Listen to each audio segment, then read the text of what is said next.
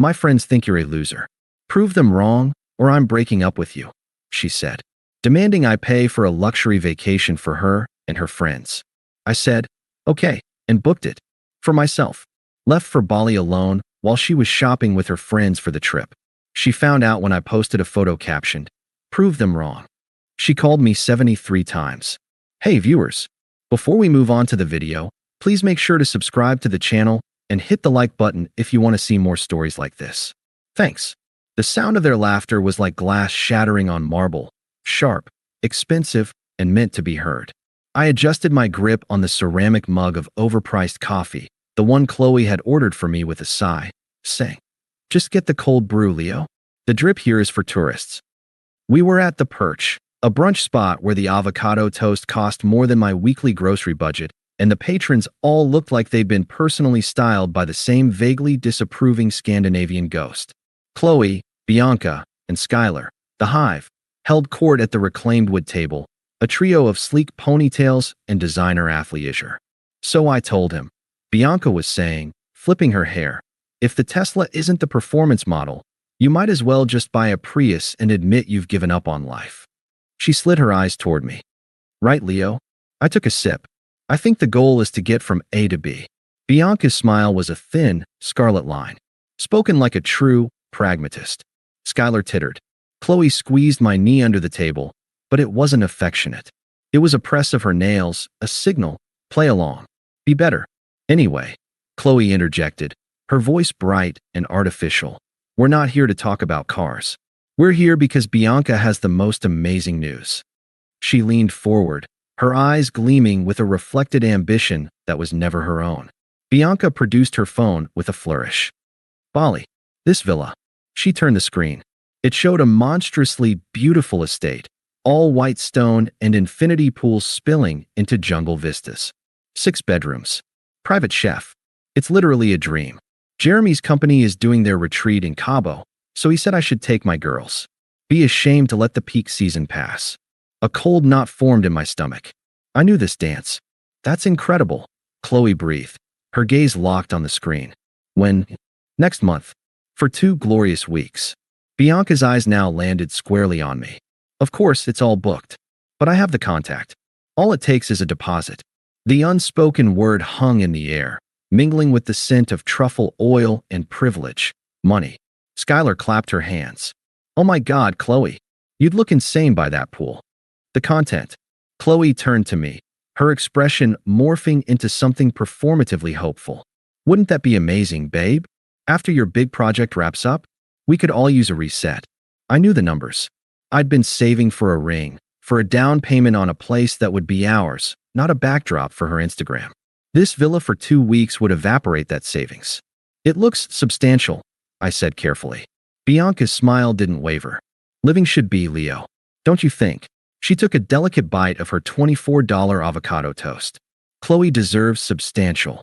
The rest of the brunch was a slow bleed. Comments about my sensible shoes. A question about whether my job, which paid for this entire lifestyle, was still stable with all the AI stuff. Chloe didn't defend me.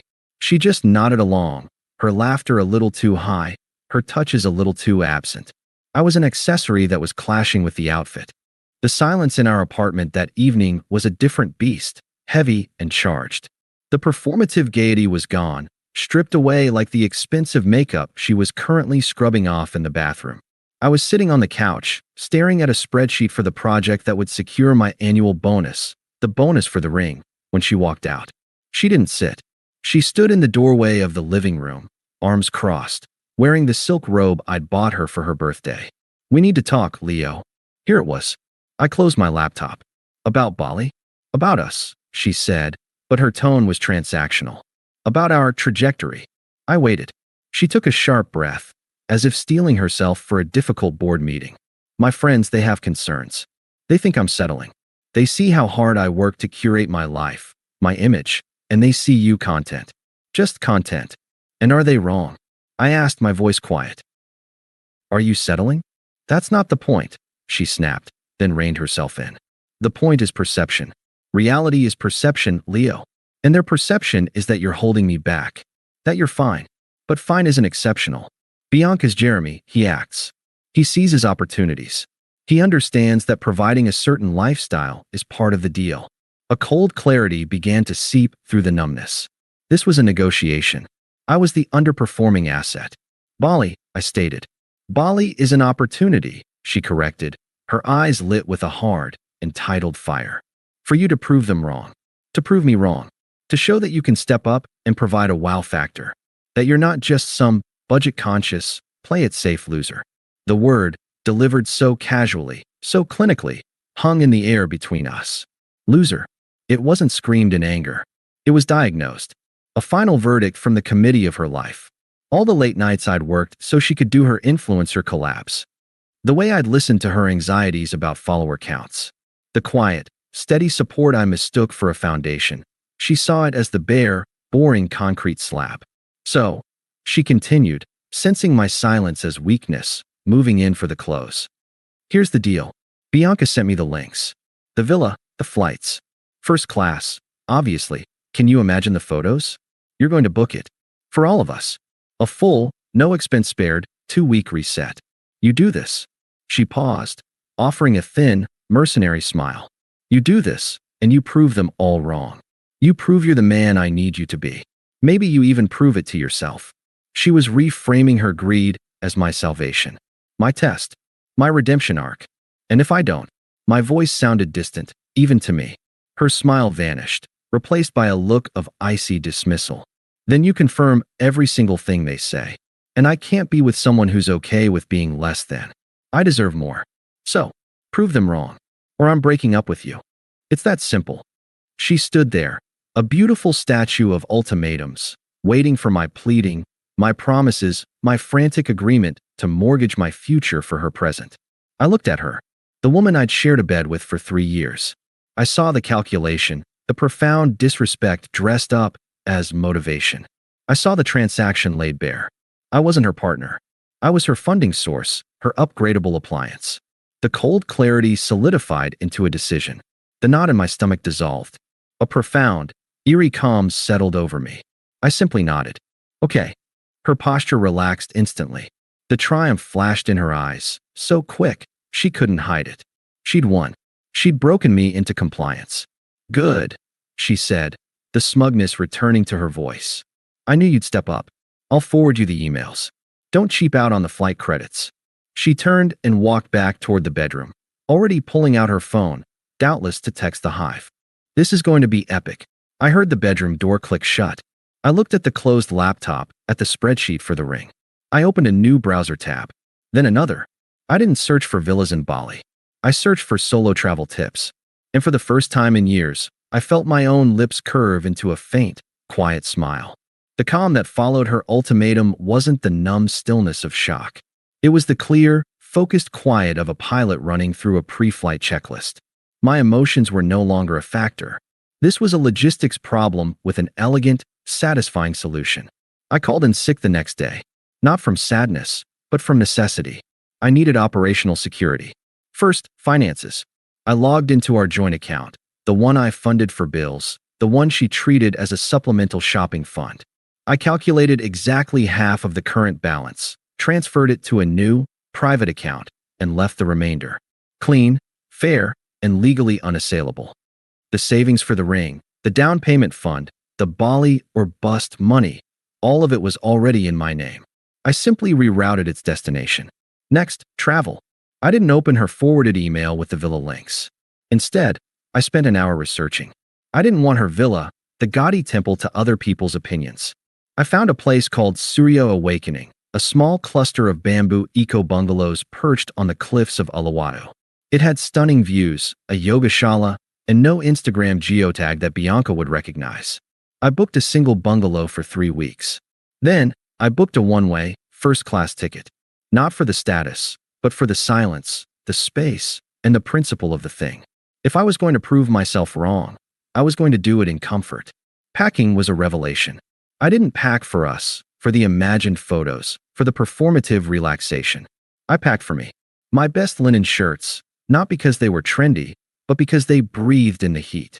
My broken-in hiking boots, my favorite, well-thumbed novel by Neil Stevenson, my noise-canceling headphones. I packed my laptop, My work was remote, my projects were mine, and Bali had excellent Wi-Fi. I was not running away. I was relocating my office to a better view. The apartment was the final puzzle. I didn't want to come back to a shrine of our failure. I hired a deep clean service for the day after my flight. I didn't leave a dramatic letter. On the kitchen counter, next to the espresso machine she adored but never learned to use, I left a single piece of plain notepaper. Gone to Bali. Leo, 3 words. A fact, not a farewell. I took a photo of it with my phone. For later, the day of departure arrived. My flight was at 10 p.m. Throughout the day, my phone buzzed with a cheerful, demanding staccato. Chloe, 1:14 p.m. Bianca found the perfect resort where pop-up at the Galleria. We're going. Remember, the villa has a gold-toned palette. Nothing beige. You're booking the airport limo for us, right? The black car service, not the town cars. Chloe, 3:07 p.m. OMG Skylar just bought a hat that costs more than my first car. This is going to be the best trip ever. So glad you're doing this for us. For me. XO Chloe, 5:30 p.m. asterisk, don't forget to check us all in online at exactly the 24-hour mark. Window seats for everyone. Asterisk, each message was a bullet, but my armor was complete.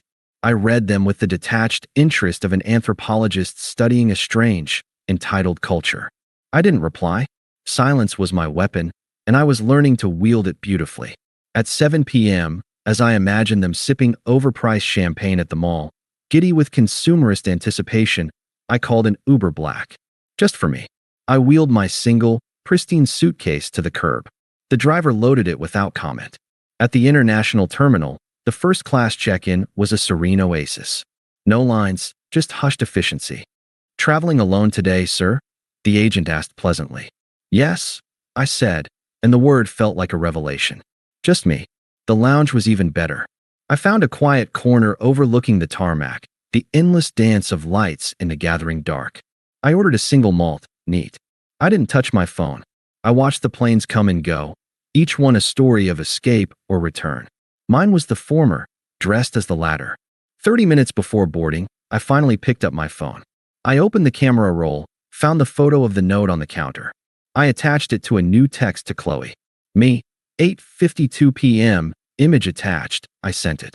Then, I powered down my phone, removed the SIM card, and slipped it into the inner pocket of my carry-on. I'd get a local data SIM in Denpasar. For now, for the next 24 hours, I was gloriously, utterly unreachable. The flight was a dream of quiet luxury. I ate the surprisingly good seared tuna. I watched a dumb action movie without guilt. I slept for 7 solid hours, waking as the first hint of dawn painted the sky apricot and rose. When the wheels touched down on Balinese tarmac, a profound, unshakable peace settled into my bones. The humid, fragrant air that washed over me as I exited the plane wasn't just air, it was freedom. A driver from Surya Awakening was waiting, holding a sign with my name. Not Mr. and Mrs., just my name. The ride was a blur of vibrant green, intricate stone temples, and smiling strangers. The resort was more beautiful than the pictures. My bungalow was open air, listening to the crash of waves far below. It was perfect. I unpacked, showered, and changed into clean clothes. I felt new. I walked to the resort's infinity pool, which emptied visually into the vast Indian Ocean. It was late afternoon now, the light was liquid gold.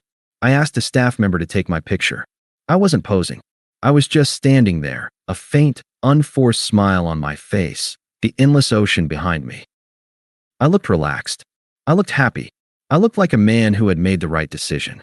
I got my new SIM, connected to Wi-Fi, and logged into Instagram from the browser. I hadn't posted in months. I uploaded the photo. The caption came to me as I gazed at the water. Sometimes proving people wrong doesn't mean giving them what they want. It means giving yourself what you need. Hashtag Bali, hashtag prove them wrong, hashtag solo. I hesitated for only a second before adding the final, precise twist.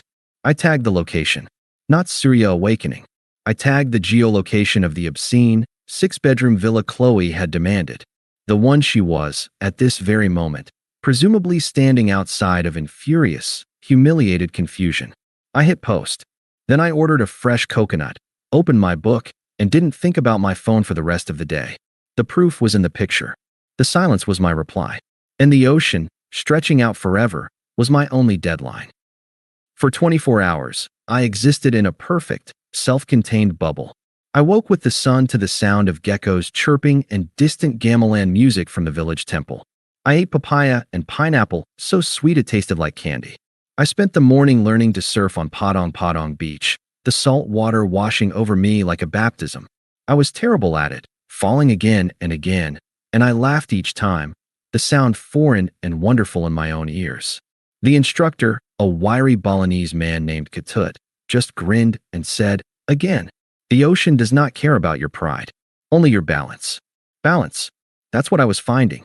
In the afternoon, I took my laptop to a breezy open-air warung overlooking the rice terraces. I worked for 3 highly productive hours, the green vista fueling a clarity I hadn't felt in years. This wasn't running away. This was operational efficiency at its peak. I was delivering my best work from paradise. It was only as the spectacular sunset bled into indigo that I felt a twinge of curiosity. A mild, clinical itch. Not worry. Not anxiety. Just data collection. I powered on my old phone with a new local SIM. For a moment, there was only the peaceful blank slate of a new device. Then, I logged into my cloud account.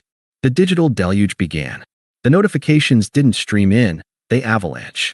73 missed calls. Chloe, Bianca, Skylar. A number labeled Mom, Chloe.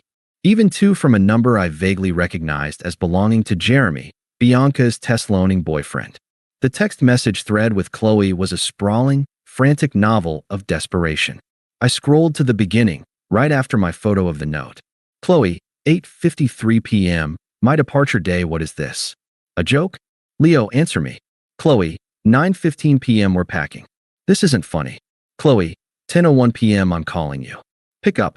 Then a shift.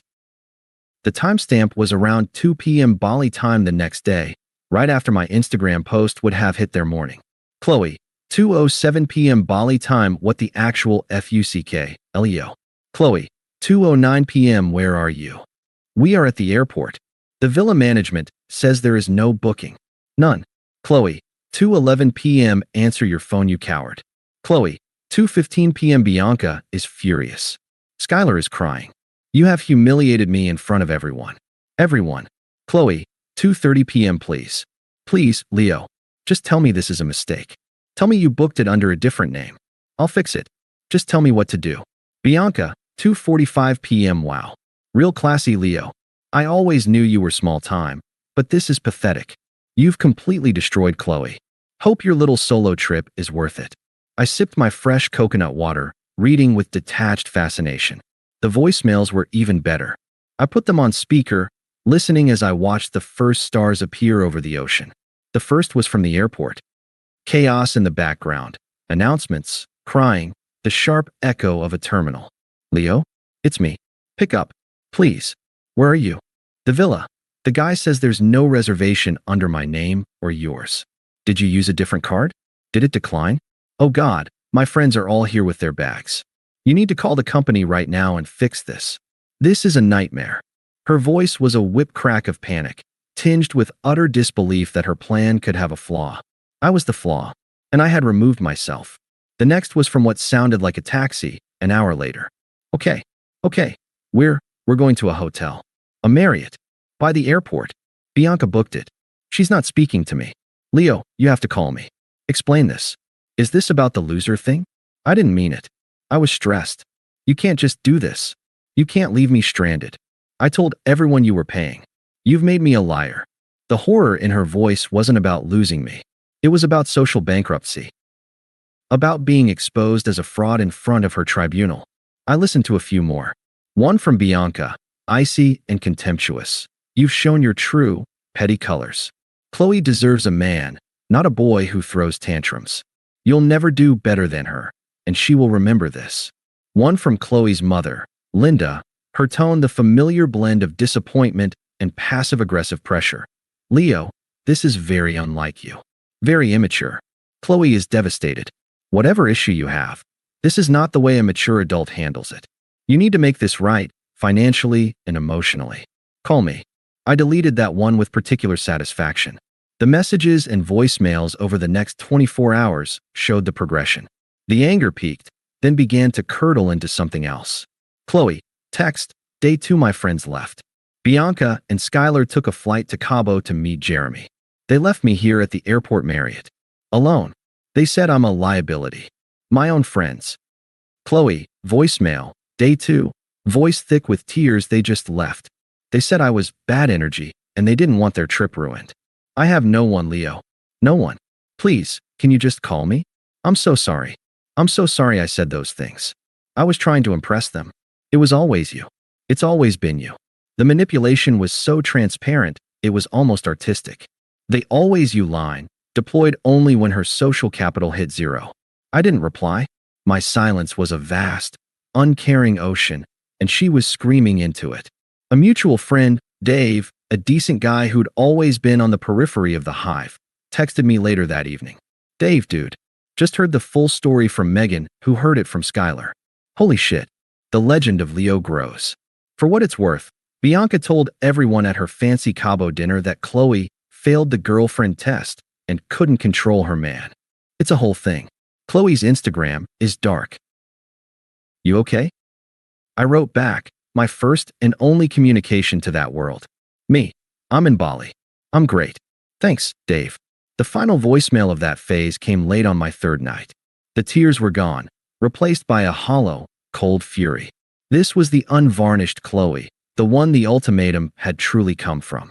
You're enjoying this, aren't you? You sad, petty little man. You think you're winning? You're alone in a foreign country because you're too weak to handle a strong woman who wants a better life. You set me up. You planned this to humiliate me. You've ruined my friendships, my reputation. I hate you. Do you hear me? I hope you get dysentery. I hope you fall off a cliff. You are a loser. You will always be a loser. And I will make sure everyone knows it. I saved that one. Not as a memento of pain, but as a trophy. It was the raw, screaming proof of my correct decision. The final chip of the beautiful facade, revealing the rotten core. I powered the phone down again. The data was collected. The experiment was a resounding success. The next morning, I went on a sunrise hike to the Uluwatu Temple. I watched the monkeys play and the surfers far below like tiny, brave specks. I made casual conversation with a French couple over coffee. I booked a day trip to learn traditional wood carving in a village up north. My peace was no longer just an absence of noise. It was a positive, tangible force. It had weight and texture. It was mine. And with every passing hour in the Balinese sun, with every genuine smile from a stranger, with every page of my book turned to the soundtrack of crashing waves, Chloe, Bianca, the hive, the airport Marriott, the entire gilded, fragile world I'd left behind, it all faded. Not with a bang, but with the gentle, inexorable sigh of a wave pulling back from the shore, taking its debris with it. I was proving them wrong, after all, not by funding their luxury, but by building my own. And the construction, I was discovering, was the most satisfying part. 2 months later, the Balinese sun was a memory stored in the easy looseness of my shoulders and a lingering hint of tan beneath my winter coat. The piece, however, was not a souvenir. It was a permanent installation. My new apartment was smaller, older, and entirely mine.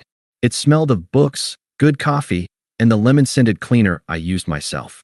The silence was a companion, not an accusation. I was seeing Claire, the woman from the woodworking class. It was light, fun.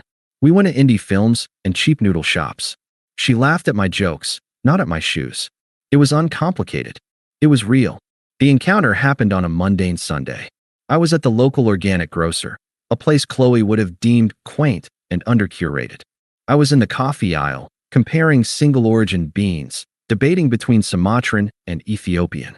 I was content in my indecision. Leo. The voice was a scratch on the pristine vinyl of my comm. I knew it instantly, but it took a full second to place it in this new context. I turned. Chloe stood at the end of the aisle, clutching a basket containing a single, sad-looking prepared salad and a bottle of expensive alkaline water. She looked reduced. The laser-sharp polish was dulled. Her hair was pulled into a practical, messy bun. She wore leggings and a puffer jacket, functional, not fashionable. The most striking thing was her eyes. They held none of their old entitled fire. They were wide, anxious, and deeply tired. Chloe, I said. My voice was even. Not warm, not cold. A simple acknowledgement of a fact, like noting the price of the coffee. She took a hesitant step forward. Hi, you're here. I am, I replied, turning back to the coffee shelves. How are you? The banal pleasantry seemed to stun her. How am I? She repeated, a brittle laugh escaping. Seriously? After everything, I selected the Ethiopian blend and placed it in my basket. I finally gave her my full attention, leaning casually against the shelf. Was there something you needed? I asked. It was the tone of a professional receiving an unexpected, but not unwelcome, drop-in. Her composure cracked. I needed you not to destroy my life over one stupid fight, she hissed, her voice low but vibrating with pent-up emotion. A passing elderly lady glanced over, and Chloe flushed. I didn't react to the volume. It wasn't a fight, I corrected, my voice still calm. It was an ultimatum. You presented a transaction. I considered the terms and accepted a different clause. One with better conditions for me. She blinked, processing the corporate metaphor. So it was revenge? A calculated move to humiliate me. I allowed a small, genuine, and utterly non-hostile smile to touch my lips. It was the smile of a man who'd solved a complex problem. It wasn't about you at all. Not after I said okay. That was the last moment your opinion was a relevant data point in my decision-making matrix. Bali was a variable change. It was about recalibrating my own settings. She stared at me, her mouth slightly open. I was speaking a language she didn't understand, the language of self-possession. You've changed, she finally whispered. Yeah, I agreed, nodding slightly. I have. I moved to push my cart past her. Wait. She reached out, her hand stopping just short of touching my arm. Is there any chance? Now that things have calmed down? Now that I've seen things clearly? I got therapy. I really have. I stopped. I looked at her, not with anger or resentment, but with a pure, analytical clarity. I saw the desperation, the attempt to package her loneliness as growth. I saw the ghost of the woman who thought a luxury vacation was a suitable proxy for respect. No, I said. The word was clean, final, and carried no emotional weight. There's no chance. But why? The plea was raw now, stripped of all pretense. We had 3 years. Don't they mean anything? I made a mistake. One mistake. They meant something, I acknowledged. They meant I was willing to build a life with someone who saw me as a tool. That was my mistake. And I've corrected it. I gestured vaguely around the store, at my basket, at myself. This is the correction. I don't think about you, or Bianca, or the villa, or the airport. I don't think about any of it. And that, I said, meeting her eyes directly, is the proof, isn't it? The definitive proof. I don't have to prove anything to you anymore. The only person I needed to prove something to was the man in the mirror. And he's satisfied. Her face crumpled. It wasn't the performative crying from the voicemails. This was the silent, devastating collapse of a worldview. She had come here hoping for a negotiation, for guilt, for a chance to re-enter the story as the redeemed heroine. She found instead that the story was over, the book was closed, and I was already deep into a new, more interesting volume. You really don't care anymore, she stated, the realization dawning like a cruel sunrise. I genuinely don't, I confirmed. It wasn't said to hurt her. It was simply the truest thing I'd ever said to her. Take care of yourself, Chloe. I didn't wait for a response. I pushed my cart down the aisle, the wheels whispering on the polished floor. I turned the corner toward the checkout. My heart rate was steady. My hands were dry. I felt nothing but a mild appreciation for the Ethiopian coffee beans in my basket. At the checkout, I saw her one last time, through the store's front window. She was standing on the sidewalk, the cold wind tugging at her jacket, staring at nothing. She looked small, insignificant, not in a vengeful way, but in a factual one, like a piece of litter blown into a corner. I paid, took my bag, and walked to my car, a sensible, used sedan I'd bought with cash. I started the engine, connected my phone, and selected a podcast I enjoyed about marine biology. The host's soothing voice filled the space, talking about the symbiotic relationships in coral reefs. As I pulled out of the parking lot and merged into the gentle Sunday traffic, a final, quiet thought surfaced. I had told her I didn't think about it. But in that moment, I did. I thought about the number. 73 calls. Not a single one had been worth answering. Not a single one contained a word I needed to hear. The satisfaction wasn't in her downfall. It was in the profound, unshakable quiet that had followed. The quiet that was now my life. I drove home.